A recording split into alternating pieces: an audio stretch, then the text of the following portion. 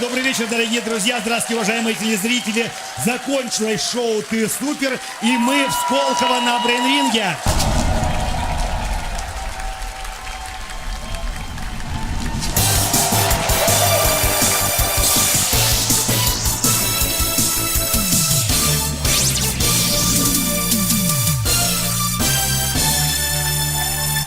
Телекомпания НТВ и продюсерский центр «Игра ТВ» проводят чемпионат России по брейн-рингу. Брянск, Владивосток, Владикавказ, Воронеж, Ижевск, Казань, Калининград, Калуга, Москва, Мурманск, Новосибирск, Ростов-на-Дону, Санкт-Петербург, Саранск, Сколково, Сыктывкар, Тюмень, Уфа, Челябинск, Якутск. 20 городов прислали свои команды для того, чтобы они сражались на брейн-ринге за Кубок Российской Федерации.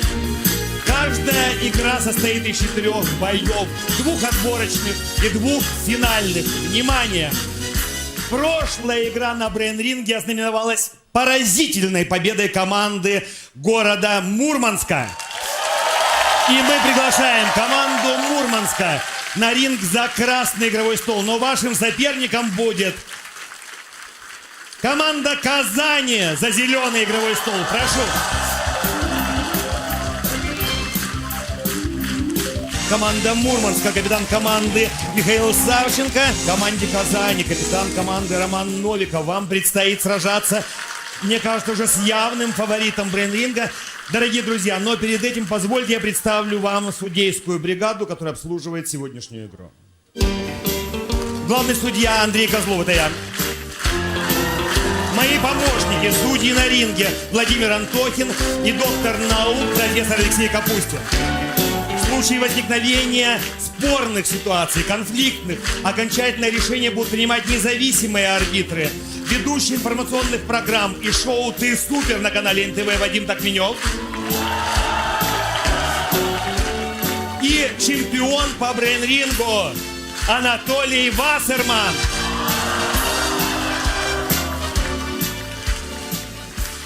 Казань, у вас все начинается, я даже не знаю, кому легче. Но вот честно скажу, не знаю. Мурманску, на котором сейчас уже возлагаются надежды не только в Мурманске, но, думаю, и во всей Российской Федерации. Или Казани, которой нужно завоевать зрителя, завоевать публику, завоевать независимых арбитров. Мы начинаем первый отборочный бой. Счет 0-0. Мы играем все бои до 5 очков. Сейчас 1 очко. Летом 1881 года бывший предводитель весьегонского дворянства Петр Дементьев приехал во Флориду, в США, с намерением купить землю для выращивания цитрусовых. А в результате основал город.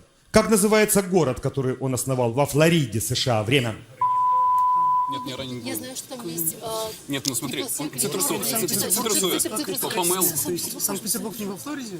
Может же быть, в том числе. На 9-й секунде, прошу, Казань. Кто отвечает вашей команде? Попробуй Дина Яхина. Дина, прошу вас, номер 5. Мы считаем, что это может быть Санкт-Петербург. Подождите, Санкт-Петербург – это город, который основал Петр I в Российской империи. А Санкт-Петербург во Флориде организовал действительно этот самый Петр Дементьев. 1-0 вперед вырывается команда Казани. Внимание, 1 очко. Сейчас будет не очень серьезно. Куда в соответствии с ирландской пословицей пойдет ирландец, когда ему хорошо время? Выигрывает кнопку, то есть нажимает на кнопку быстрее соперника, капитан команды Мурманска Михаил Савченко. Миша, кто отвечает сейчас у вас? Ответит Сергей Евсеев. Сергей, прошу вас. Он пойдет в паб, в бар. Извините. Ну, Независимые арбитры, хочу вас спросить. Вадим, бар, паб – это одно и то же с вашей точки зрения? Ну, по сути, да. А не по сути? Но, учитывая вопрос, мне кажется, важно, в бар или в паб. Так, Толя, Анатолий, ваша точка зрения – это принципиально? Ну, паб – это очень уж специфичная разновидность бара, поэтому я бы переспросил уточнение. Или сказал бы, команды. что поскольку вы дали слишком широкий ответ, то есть время у команды Казани, а игрок, который дал неправильный ответ у Мурманска, покидает ринг до конца боя за неправильный ответ. Время для Казани. Решение принимал не я, потому что я озвучил по большому счету решение независимых арбитров. Прошу, кто отвечает команде Казани? Ну, тогда отвечу я, Новиков Роман, уточню. Да, Роман? Это паб. Именно что, пап, конечно. Зачем было добавлять это одно лишнее слово? 2-0. Счет становится 2-0. Какой бы ни был счет, букмекер Винлайн заплатит. Без вариантов. А у нас есть варианты, потому что бои идут до 5 очков. И сейчас, правда, счет 2-0. Впереди команда Казани. Мурманск. Вот неужели предыдущая победа так на вас повлияла и так на вас давит? Давайте поддержим и Мурманск, и Казань. А у нас 1 очко на кону. А мы продолжаем тему. Итак, мы с вами уже установили, что когда ирландцу хорошо, в соответствии с пословицей, он идет в паб. А теперь, внимание, куда в соответствии с ирландской пословицей пойдет ирландец, когда ему плохо? Время. Казань, быстрее, на 30, да, меньше секунды. Кто? Итак, давайте попробует Дина Яхина. Если правильный ответ, у вас очко, а за неправильный ответ на первой секунде штраф, игрок покидает ринг до конца боя. Прошу вас. Мы считаем, что если ирландцу плохо, он тоже идет в паб. Мы не будем следовать плохому примеру ирландцев. Не будем. А ответ правильный. 3, и уже 3-0. А мы играем до 5 очков. 1 очко на кону. Ну, такой вопрос. Перемещаемся в Иран. Вы все знаете, что до сих пор женщины в Иране обязаны носить платок и длинное бесформенное платье. А почему в гости на свадьбу они позволяют себе прийти в европейских нарядах, в мини и с непокрытой головой? Время. Рискует на первой секунде команда Мурманска. Кто сейчас вас отвечает, Михаил? Отвечает Сергей Черничук. Сергей, 4 номер, прошу вас.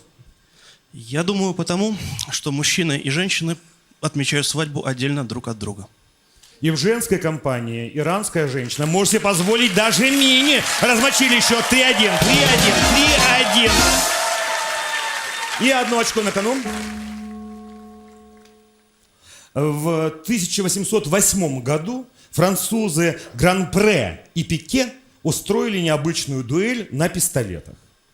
И хотя Гран-Пре не попал в Пике, после его выстрела погиб и Пике, в которого не попали, и его секундант. Где же находились дуэлянты и секунданты? Время. На первой секунде Мурманск выигрывает кнопку. Михаил Савинченков. Кто отвечает у вас? Ответит Михаил Голубев. Михаил Голубев, прошу вас, Михаил. Это была дуэль на воздушных шарах. И что же там произошло? Он попал в шар, соответственно, погибли пассажиры и... Дуэлянты, капитан. Да. секундант, абсолютно правильно. 3-2. Как изменчиво. Только что, господа арбитры, только что казалось, что уже все сделано, что уже Казань вырвалась вперед, а уже 3-2, уже такое шаткое равновесие. Ну, посмотрим. Внимание, 1 очко. Из-за потепления под воду уходят Мальдивы, Индонезия, многие другие страны и острова. Ну, мы это знаем. А какой остров из-за потепления, наоборот, поднимается из моря? Время. На первой секунде Мурманск. Кем рискуете, Михаил? Или вы рискнете собой? Отвечает Михаил Голубев. Не поддался на провокацию, да, Михаил, прошу. Вспоминали географию, думаем, что это будет Гренландия. А что ж там происходит? Почему она поднимается? Честно говоря, мы еще не поняли, но надеюсь, что так будет.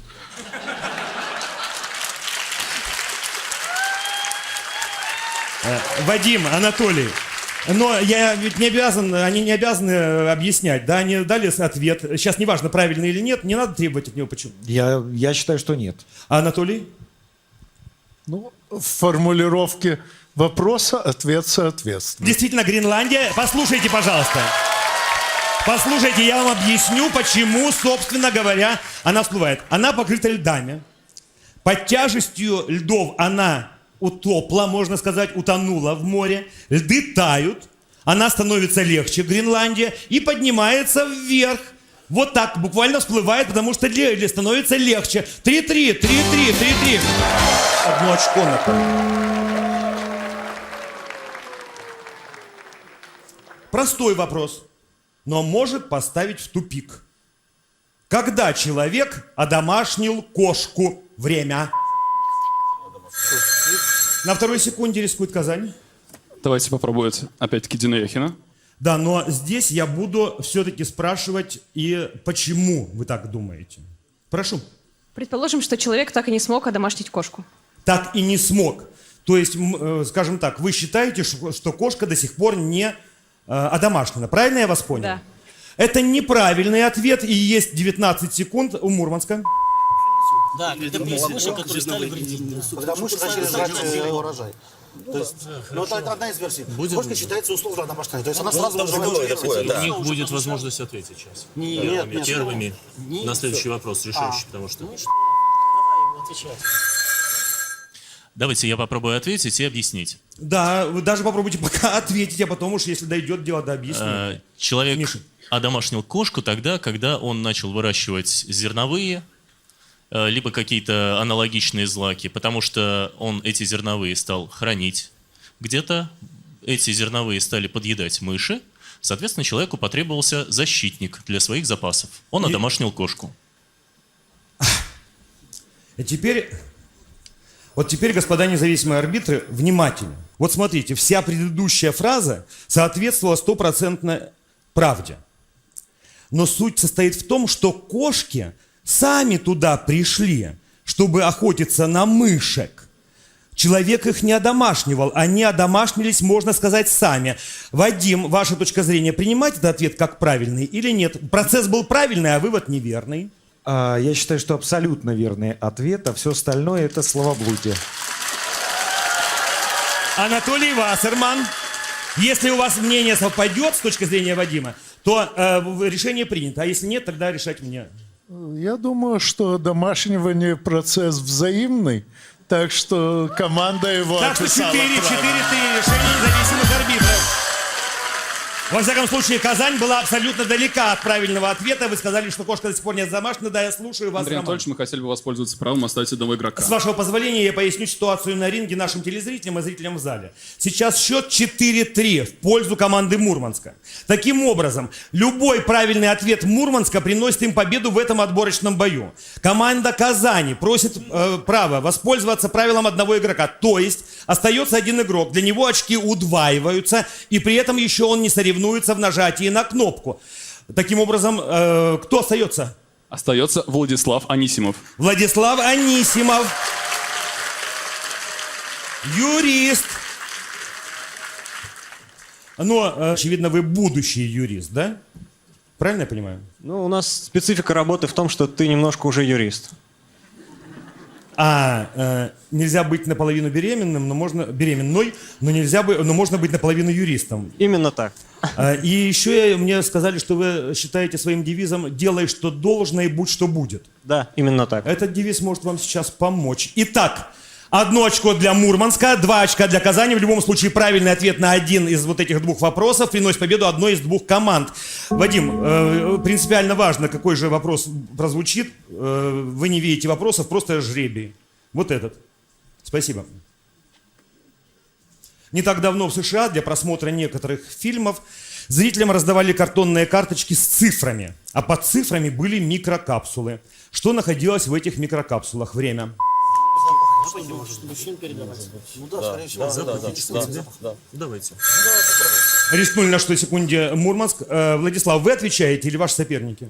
Я предоставлю возможность соперникам. Логика простая. Если соперники ошиблись, у вас будет еще 14 секунд, чтобы подумать. Итак, сейчас многое решается. Попробует ответить Михаил Голубев. Прошу, Михаил. Мы считаем, что в этих капсулах были эссенции неких запахов, которые можно было раздавить в нужный момент фильма и насладиться пятым измерением каким-то вот То есть идет кино, ощущением, да. вы держите карточки. Ну да, И титр пошла, нажимаете в раздавите нужный синюю, момент, синюю, да? да. И все пахнет. И мы вот карточкой вот так вот. Как? Ну вот карточка с капсулой, там, я не знаю, какая-то, мы ее, как пробничек парфюма. Такое у нас мнение. Победа! Победа команды Мурманска. Мурманск вырывает победу и выходит в финальные бои сегодня. Большое спасибо команды. Команда Мурманска, проходите на трибуны, ожидайте своих соперников. Команда Казани, ваша игра на сегодня закончена. Спасибо большое. А мы начинаем второй отборочный бой. Ищем соперника для команды Мурманска. И я вызываю за красный игровой стол команду Сыктывкара, за зеленый игровой стол команду Якутска.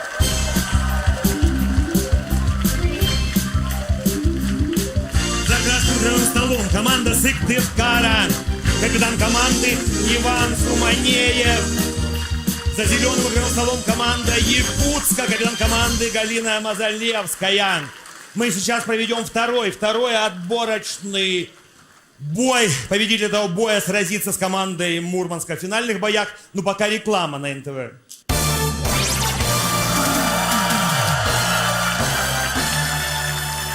Мы с вами в Сколково, и мы на брейн-ринге. Дорогие друзья, уважаемые команды Сыктывкар, Якутск, давайте я вас немного познакомлю со Сколково, если вы не возражаете. Посмотрите, сейчас на экране гиперкуб в Сколково. Он был задуман как прототип витрины инновационного центра. Здесь что интересно, это здание-трансформер. Он может меняться изнутри, снаружи, даже может менять количество этажей. А сейчас очень важно, это Сколковский институт науки и технологий.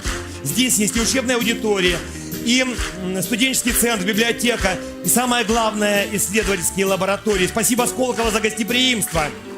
А на ринге сражаются во втором отборочном бою команда Сыктывкара за красным столом, команда Якутска за зеленым, 0-0, 1 очко. Анна Ахматова в 1962 году, находясь в Москве, писала: «Я не уеду в Ленинград, не подержав в руках 11-й номер «Нового мира», что было опубликовано в этом журнале «Время».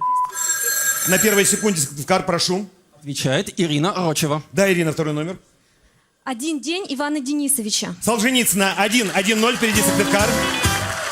1 очко. Какие африканские млекопитающие сначала учатся плавать и только затем учатся ходить? Время. И опять на первой секунде, и опять Сыктывкар, прошу вас. Ответит Константин Бобров. Пожалуйста, Константин. Рискну предположить, что это гиппопотамы. Гиппопотам. Он сначала учится плавать, только потом ходить. Абсолютно правильно. 2-0. 1 очко. Какой металл при комнатной температуре обладает тем же свойством, что и металл Франции? Время. На первой секунде, по-моему, просто обыгрывают на кнопки Сыктывкар. Якутск не успевает нажать на кнопку. Вы их обыгрываете, кто отвечает сейчас? Прошу. Отвечает Наталья Горелова. Наташа, прошу вас. Это ртуть. А в чем же... Вот, Жидкая при комнатной температуре, это в жидком состоянии. металл Франции и металл ртуть действительно жидкие при комнатной температуре. 3-0. Внимание, 1 очко. В России они появились в 18 веке. Были размером с вишню и назывались любовными яблочками. Я с удовольствием их ем. А вы? Время. А сейчас Якутск рискует на первой секунде. Кто отвечает вашей команде? Галина, прошу вас. Ответит Олег Милюков. Да, Олег. А Мы считаем, что это помидоры. А вы их любите? Ну, да. Люблю я помидоры. 3-1, 3-1, 3-1. 1 очко. Закончите высказывание великого Леонардо. Противник, который ищет ваши ошибки, полезнее для вас, чем время. На первой секунде Якутск. Вот разыгрались, а? Кто отвечает сейчас у вас, Галина? Я сама отвечу, чем друг, который не видит этих ошибок и хвалит вас. Который старается их скрыть, другими словами. Я соглашусь, господа независимые арбитры. Я соглашусь с этим ответом. Да, счет 3-2. 3-2. 1 очко. Однажды поссорились Ньютон и Лейбниц. Каждый утверждал, что именно он открыл интегральное исчисление и обвинял соперника в плагиате. Как в конце 18 века разрешился этот спор? Время. На первой секунде Сыктывкар. Отвечает Ирина Рочева. Ирина, прошу вас. Я полагаю, закон назвали законом Ньютона-Лейбница. Ну, а что выяснилось-то? Выяснилось, что они одновременно, независимо друг от друга это сделали. Слово в слово, просто слово в слово. 4-2. 4-2 счет стал Счет 4-2. Каким бы ни был счет, Винлайн заплатит. Без вариантов. А у нас есть варианты. Счет 4-2. Только одно очко деляет команду Сыктывкара от того, чтобы одержать победу в этом отборочном бою и сразиться с командой Мурманска в финальных боях. Да, я прошу вас, Галина, я вижу, что вы хотите. Якутска. Да, мы хотим воспользоваться правом оставить одного Один игрока. вопрос только решит исход этого боя. Вы имеете право оставить одного игрока. Кто этот игрок? И это будет Вадим. Вадим Косендин. Правильно? Вадим, для вас будут удваиваться очки. Получается, что вам нужно правильно ответить на 2 вопроса подряд, в то время как Сыктывкар, любая его ошибка, и вы вышли в финальные бои. Ну, пока реклама на НТВ.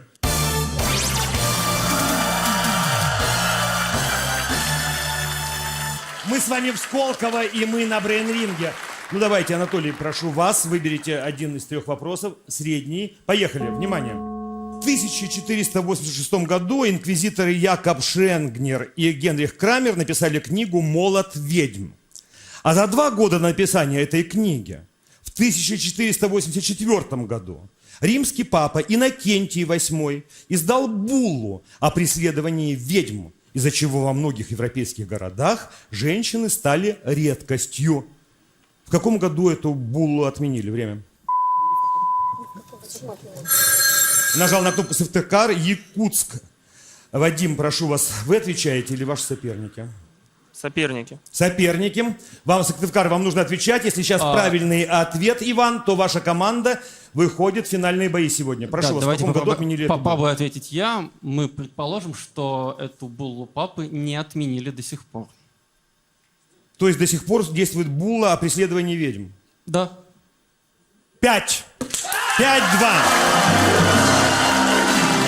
Победа Сыктывкара. Команда Сыктывкара одержала победу в этом отборочном бою. Завоевала право сразиться с командой Мурманска в 2 финальных боях. У меня вопрос к независимым арбитрам. Вадим, скажите, пожалуйста, вот ваша точка зрения, почему проиграл Якутск? Но мне кажется, что Сыктывкар опытней. Давайте мы узнаем. Иван, скажите, как давно вы играете в брейн-ринг? Первый раз я сыграл в брейн-ринг, кажется, в 10 классе. Нет, командой. Вот, командой? Мне кажется, что вы В сработались. таком составе мы собрались 2-й раз. Обманули всех. Это называется «новичкам везет». Анатолий, а ваша точка зрения, почему Сыктывкар, играющий всего-навсего в этом составе 2-й раз, именно в этом? Здесь опытные игроки, это понятно, но они сделали сборную города Сыктывкара. Почему они смогли обыграть Якутск? Ну, полагаю, что сборная Якутска тоже имеет небольшой опыт именно как команда, а опыт отдельных игроков здесь явно чувствуется. То есть сборной всегда тяжелее, чем уже устоявшемуся коллективу. Это и ваш опыт показывает, да? Знаю. Мы помним вашу великую команду. Помним, Анатолий, действительно. Ну что, мы возвращаемся к игре. Внимание, нам нужно провести 2 финальных боя. 2 финальных боя. Команда Сыктывкара против вас выходит очень сильная, сыгранная и любимая многими уже команда. А вам надо еще бороться за любовь к публике. Мурманск, за зеленый стол, прошу. За зеленый игровой стол проходит команда Мурманска. Команда, которая на прошлой неделе уже выиграла целую игру. А сейчас в этой игре одержали победу в первом отборочном бою. И непростую победу. Капитан команды Мурманска Михаил Савченко. Михаил, коль зашла речь о сыгранности, скажите, пожалуйста, а как давно вот вы лично играете в брейн-ринг? Половину жизни. 15 лет. Ну, а скажите, а ваша команда, это сборная команда или вы уже сборная, но устойчивым составом играющая уже? Вот как давно? Мы достаточно давно играем вместе. Лет 10. Да вы что? Ну что? Вот сейчас мы и понаблюдаем, господа независимые арбитры, уважаемая публика. Сейчас мы и понаблюдаем, кто же победит. Новички брейн-ринга, команда Сыктывкара или команда, которая больше 10 лет играет 0-0. Первый финальный бой, всего таких боев будет 2, 1 очко. Первые фонари в Москве появились в царствовании Анны Иоанновны. Это были жестяные лампадки на конопляном масле. Почему эти фонари должны были гореть только 18 ночей в месяце? Время. Почему сны? Что там будет? 18 ночей в месяц. 18 ночей в месяц, что так мало? А сколько осталось? 10? 11? Может быть, постные дни они не горели? Без выходных только будни? Да, прошу, Сыктывкар. Ответит Ирина Рочева. Да, прошу, Ирина. Мы предположим, что, может быть, они в постные дни не должны были гореть. Не, речь не об... причем, нет, ну постных дней не столько все. Нет, не получается, неправильно. Мурманск, у вас есть 10 секунд. 18 плюс 7 получается, да, 26. 18, 12 остается. 12 Не стали нажимать на кнопку Мурманск, не воспользовались своим правом. Тогда я объясню команде Сыктывкара. Вот смотрите, там все очень просто. Считалось, что только 18 ночей в месяце темные, а в остальные дни месяца светит луна. И она должна была, по мнению Анны освещать улицы города. 2 очка на кону. 2 очка, потому что на предыдущий вопрос не ответила ни одна из двух команд. А мы продолжим тему этих фонарей. Так, смотрите, первые фонари в Москве появились в царствовании Анны Иоанновны. Должны были гореть. Вот те ночи, которые они горели, всю ночь. От заката до рассвета. А почему же они светили на самом деле, в реальности, 2-3 часа за ночь время? Сыктывкар, прошу, 2 очка на кону. Кто отвечает у вас? Отвечает Наталья Горелова. Наташа, прошу вас. Потому что масло из этих фонарей воровали. И добавляли в кашу, да, 2-2-0, 2-0, впереди Сыктывкар. И 1 очко на кону. И заканчивая эту тему. Почему после модернизации фонарей в 1848 году их стали запирать на замок? Время. На первой секунде Мурманск рискует. Михаил, кто рискует в вашей команде? Вернее, кем вы рискуете? Неправильный ответ, потеря игрока до конца боя. Прошу.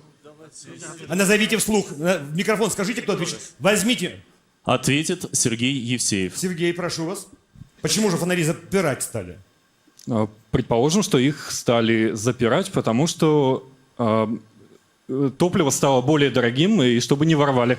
А что это за более дорогое и более популярное топливо для русского человека? 1, 2, 3. Допустим, керосин. Это неправильный ответ. Вы уходите с ринга до конца боя. Есть время у Сыктывкара. Хорошо. Давайте еще время. Запирает, может там лампадка, и он на себе сразу все. Не, спирт нормально. Нефть. Так, что еще? Прошу, Сыктывкар, кто у вас отвечает? Отвечает Ирина Рочева. Да, Ира, прошу вас. Может быть, спирт?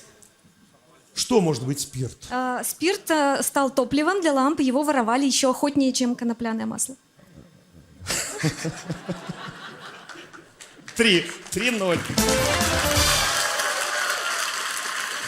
Ирина Рочева. Ира, у меня написано, что вы преподаватель истории.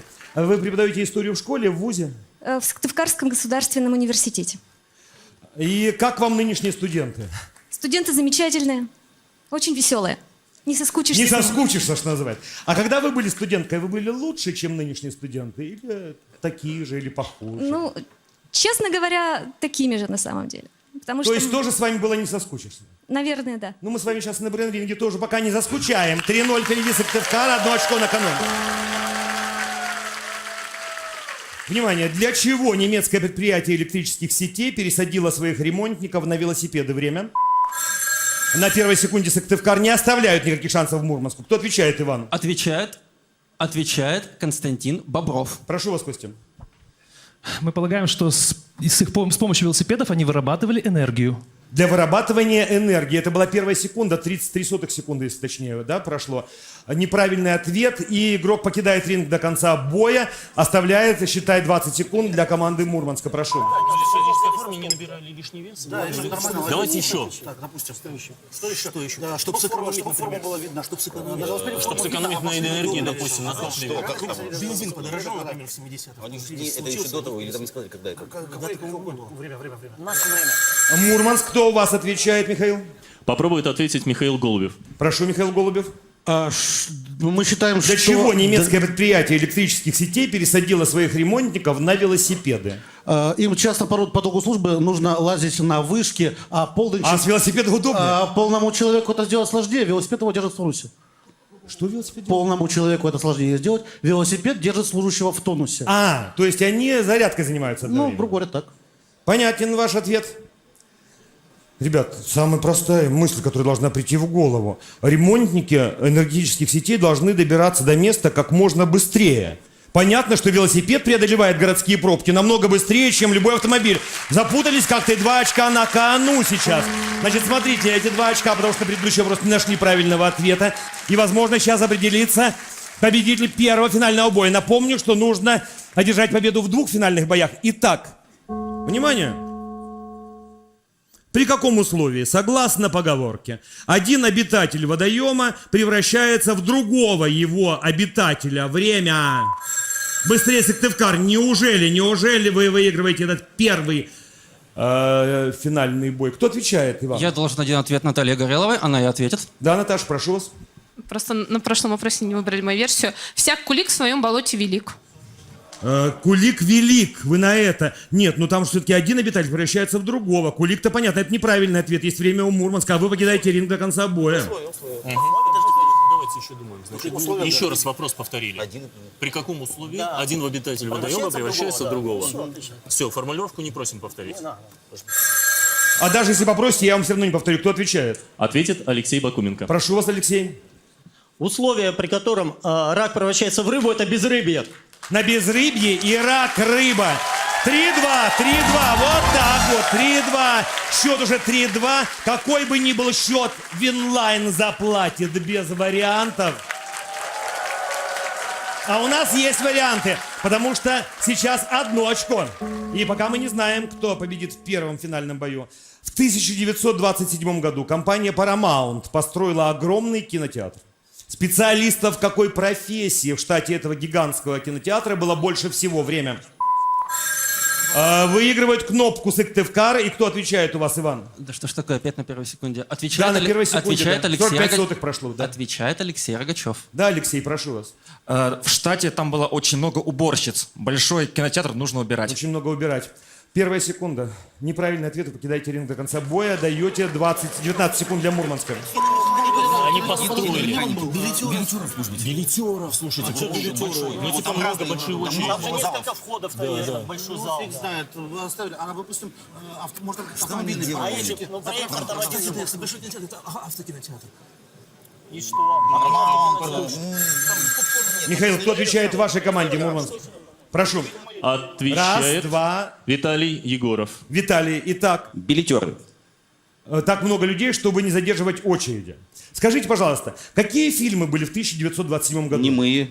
Как они воспроизводили? Что происходило? Топеры. Топеры. А в этом кинотеатре был не топер, был целый оркестр из 100 человек. Из 100 человек. Ну как же вы не догадались? По-моему, очень красивый вопрос. Может быть, один из лучших сегодня. На этот вопрос не нашли правильный ответ. Сейчас будет 2 очка на кону. Мурманск отстает. Да, я прошу вас, Михаил, что вы хотите сказать? Команда хотела бы оставить одного человека.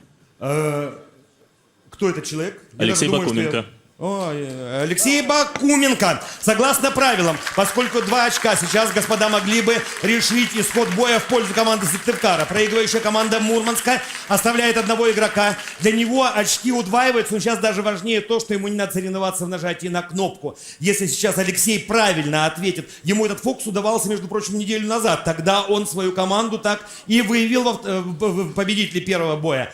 Внимание! Американские ученые иногда занимаются исследованиями поистине глобальных проблем. Так, после многолетних исследований они сделали удивительное открытие. 50% свиней делают это по часовой стрелке, 18% против часовой стрелки и 32% попеременно то в одну, то в другую сторону. Что же исследовали эти американские ученые за очень большие деньги, между прочим? Время. Сыктывкар нажал на кнопку. Мурманск. Алексей, вы отвечаете или ваши соперники? Отвечу я. Предположим, направление вращения пятачка. Ну, Пятачка. Это неправильный ответ. Ответит Виктор Бобров. Да, Виктор? Это направление вращения хвоста. У кого? У свиньи. Правильно, абсолютно. Победа. Победа Сыктывкара.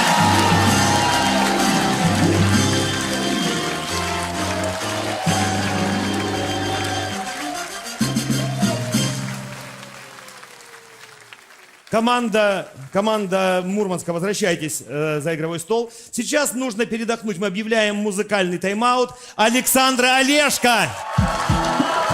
Все, пожалуйста, вместе! вместе! На-на-на-на-на, на-на-на-на-на,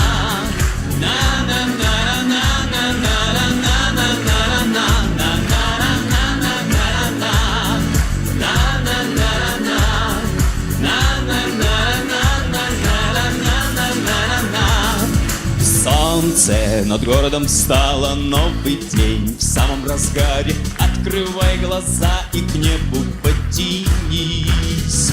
Думай о хорошем столько, сколько хочешь, и с любовью от души всем улыбнись. Вы самый-самый-самый-самый лучший день. Это будет в моей жизни. Самых-самых ярких, радостных идей, добрых и хороших мыслей. На-на-на-на-на, на-на-на-на-на, на-на-на-на-на-на-на-на-на-на-на-на-на, легкий шаг по тротуару, настроение на славу. Даже если моросит холодный дождь, в этот день грустить не будем и споем об этом людям. Ведь для счастья песни лучше не найдешь.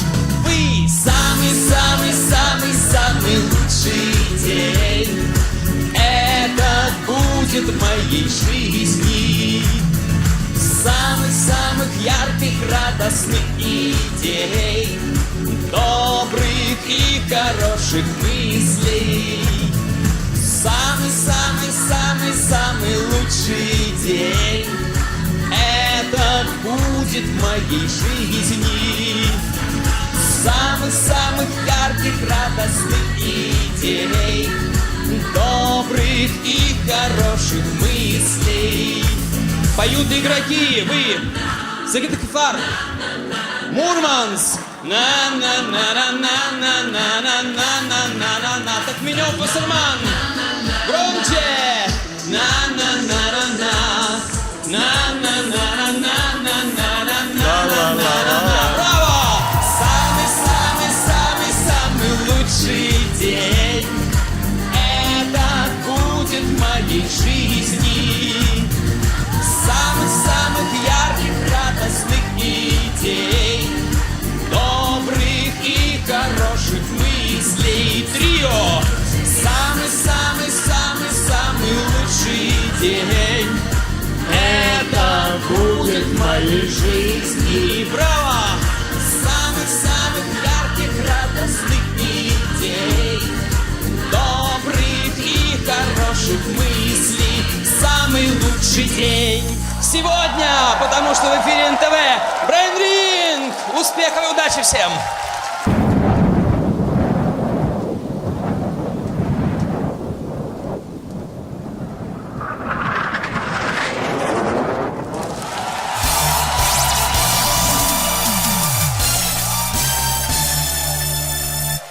Продолжается чемпионат России по брейнрингу. Сейчас начнется второй финальный бой этой очередной уже игры. За красным игровым столом команда Сыктывкара. Они одержали победу в первом финальном бою. Команда Мурманска проиграла. Команда Мурманска для того, чтобы получить шанс одержать победу в сегодняшней игре, вам нужно выиграть следующий финальный бой, а потом будет решающий вопрос. В то время как Сыктывкар, для вас достаточно, необходимо и достаточно одержать победу в следующем финальном бою. Уважаемые господа независимые арбитры, Вадим, Анатолий, вы не можете делать прогнозов, вы можете только судить и еще делиться своими ощущениями. Вот скажите, пожалуйста, как вы считаете, шансы равны или уже есть преимущество у какой-то команды, я имею в виду именно в этом бою? Мы вот говорили, Сыктывкар молодая, новая команда, Мурманск сыгранная, 10 лет уже играет. Вадим? Ну, на мой взгляд, шансы равны. Ситуация мне очень нравится, потому что на фоне Сыктывкара Мурманск выглядит такими матерыми волками. А мне очень нравится, когда новички щелкают по носу матерым волкам. Мне тоже это, кстати, очень нравится. Анатолий? Но, на мой взгляд, команда Сыктывкара набирает опыт прямо по ходу игры настолько стремительно, что это видно невооруженным глазом. Ну что же, 0-0, второй финальный бой, 1 очко. Начнем вот так вот. Как звали митрополита, который рассылал протесты против опричнины Иоанна Грозного? Время. Мурманск, 1 секунда, кто рискует? Ответит Алексей Бакуменко. Прошу вас, Алексей. Это был Филипп Колычев, и отсюда Филькина грамота. Абсолютно правильно, 1-0. 1 очко. Иглу Клеопатры можно встретить в Париже, Лондоне, Нью-Йорке и даже в Ватикане. А что такое игра Клеопатры? Время. Игра? Игла Клеопатры. И что это? Игра или игла? Игла. Борода какая-то, не знаю. Может, какая-то вышка? Игла, Или игла. вышка, например, да, он тенор, знаешь. Почему? Решился Мурманск на 10 секунде. Кто? Ответит Виталий Егоров. Прошу, Виталий. Это обелиск. Абсолютно правильно, обелиски. Это обелиски в разных городах. 2-0. 1 очко. Мы все видели на фотографиях у людей красные зрачки. Так называемый эффект красного глаза. А что на самом деле мы видим на таких фотографиях? Время. На 1 секунде Мурманск. Прошу, кто отвечает? Ответит Михаил Голубев. Прошу, Михаил. Мы считаем, что в таком случае мы видим глазное дно человека. Знаете, я не знал этого, между прочим. Вот только вот из этого вопроса узнал. Глазное дно, оно красное, и мы видим глазное дно. Буквально заглядываем в глаза. 3-0, 3-0. Счет 3-0. Какой счет пока впереди Мурманск? Внимание. 1 очко. Для кого в Италии продают песенники с пластиковыми страницами? Время. На 1 секунде рисует Сыктывкар. Прошу. Быстрее. Отвечает Наталья Горелова. Наташа, прошу вас. Для гондольеров. Это неправильный ответ. Вы кидаете ринг забоя за неправильный ответ на 1 секунде. 19 секунд у Мурманска. Может, для рыбаков, не песенники какие-то? Для плакальщиц. Для дельфинов, для вот что-то они едят. Вот это редко может использовать. Ну это я за пластик, чтобы не намокло, да. Для уличных музыкантов.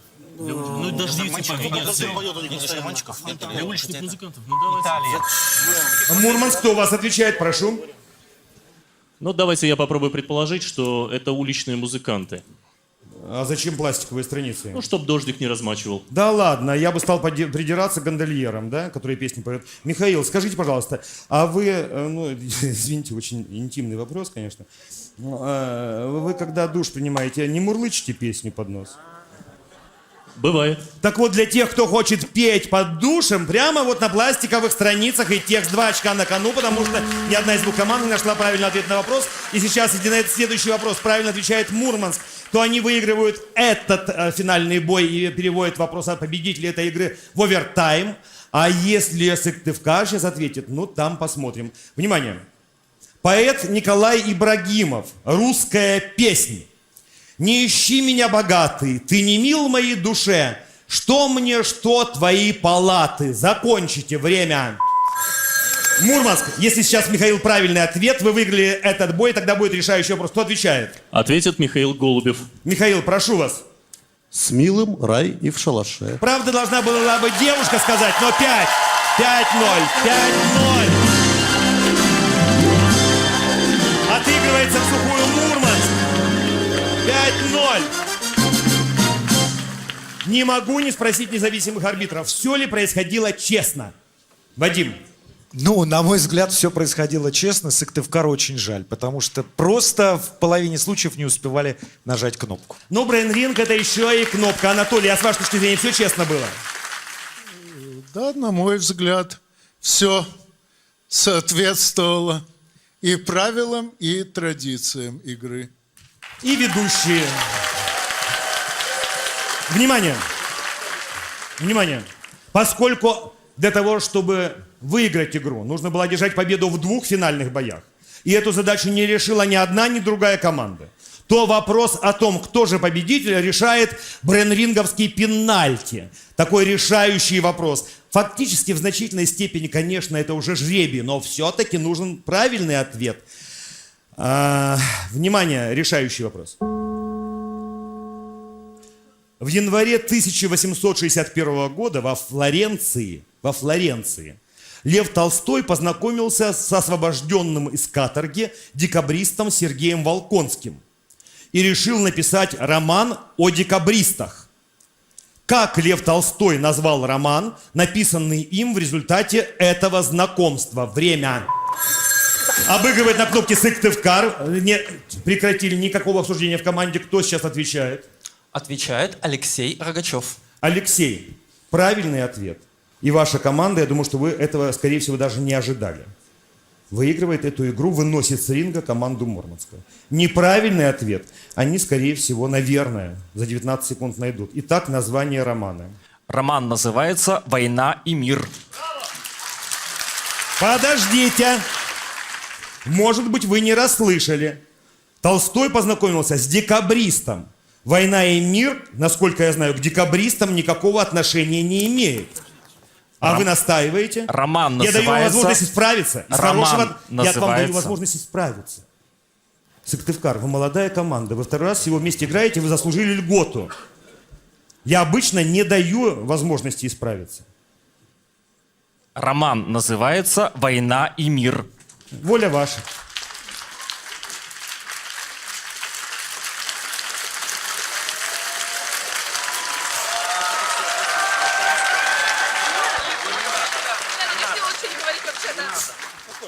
Поскольку, видимо, все уже все знают, господа независимые арбитры, я вам расскажу историю.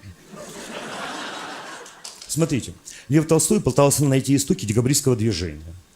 Он размышлял и пришел к выводу, что истоки декабристского движения находятся в войне 812 года, в Отечественной войне 12 года.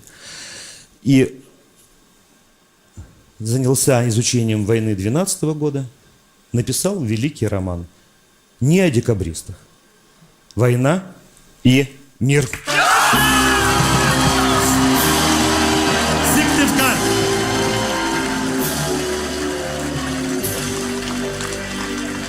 Номер 1 Наталья Горелова. Номер 2 Ирина Рочева. 3 номер Алексей Бобров. 4 Алексей Рогачев. 5 Виктор Бобров. Капитан команды Иван Суманеев. Поздравляем, поздравляем команду, которая второй раз играет вместе с этой принципиальной, важной, крутой по-настоящему победой. Ребята, молодцы! Мурманск, мы вас благодарим. Я думаю, что еще по ходу чемпионата мы встретимся с вами здесь на брейн-ринге. А Сыктывкар начнет следующую игру на ринге за красным игровым столом, и для вас все начнется снова. Через неделю, в субботу, на НТВ. Я благодарю независимых арбитров. Спасибо, Вадим, спасибо, Анатолий. Вел бой на ринге Андрей Козлов. До свидания.